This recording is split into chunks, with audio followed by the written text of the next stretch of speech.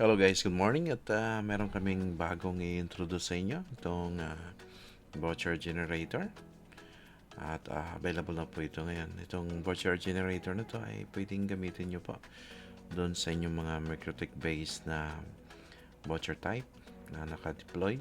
Pwede rin po ito sa OneFi na traditional at saka lalong-lalo na dito po sa ating OneFi extended. So, available na po ito ngayon. Pwede nyo po kayong mag-try po dito. Punta po kayo rito sa website natin, vouchertype.com. Download po nyo itong APK file. So, dito meron na ako naka-install sa aking cellphone. Dito meron na akong 5 peso at saka 10 peso na voucher button. So, sa unang install nyo po nito ay kailangan nyo pong i-set up yung setting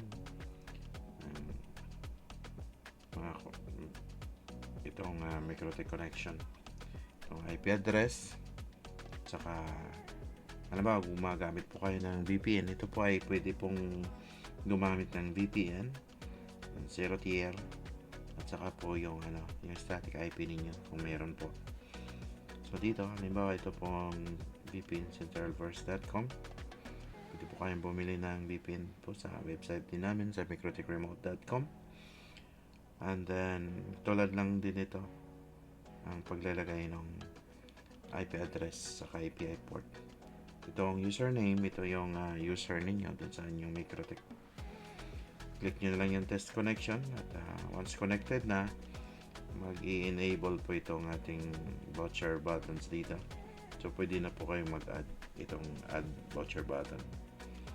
So, since meron na akong 5 peso at saka 10 peso, try tayo mag-add ng 20. Okay, click lang natin kaagad itong add. Then, nandito na yung button. So, balik tayo rito. So, meron na tayo rito. Now, punta tayo. Check natin yung MikroTik real time para makita po natin kung talaga nga bang nakakapag-create siya ng code dito. Tingnan natin dito.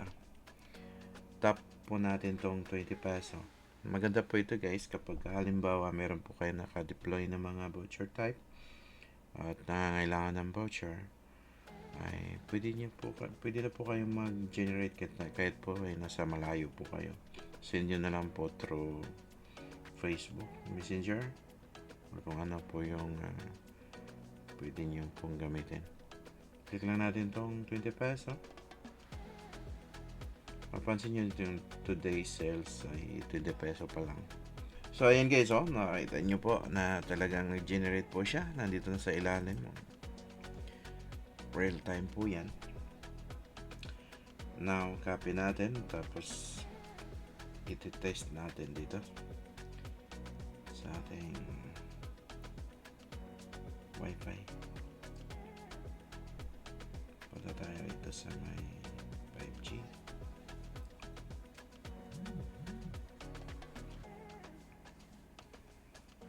Connected po tayo. Tingnan, i-consume natin to.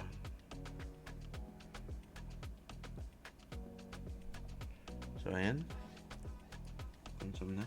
Na-add na yung time. Mapansin nyo, na-add yung time dyan. So yun lang po at sana ay magustuhan nyo po itong bagong ginawa po ng ating Master Rio. At pwede nyo na pong itry. Yun lang po at magandang araw.